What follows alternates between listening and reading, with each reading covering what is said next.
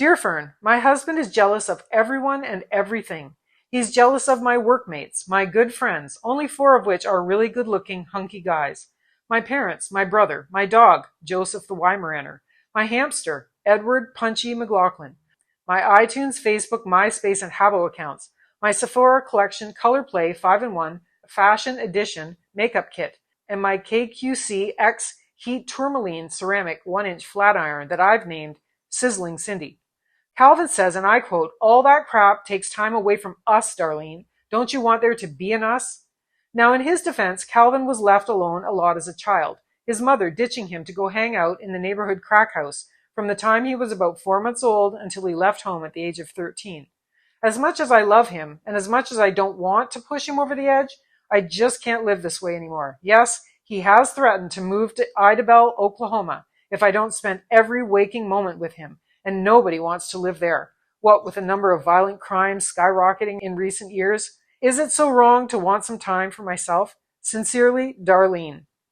Dear, you'd better check yourself before you wreck yourself, Darlene. Sometimes I feel more like a detective than an advice maven. And in your case, Darlene, this is definitely the role that I've been forced to take. Now, you may think me crazy for saying this, and I may get some flack from the rest of my readership as well, but from the few clues that you've inadvertently revealed in your letter, it is my personal opinion that this whole problem with Calvin is entirely your fault. In fact, I may even go so far as to say that I think you're plotting to do away with, get rid of, off, kill, murder, or eliminate your probably wonderful but slightly emotionally unstable husband, Calvin. And on top of that, use me as part of your defense scheme. Shame on you, Darlene.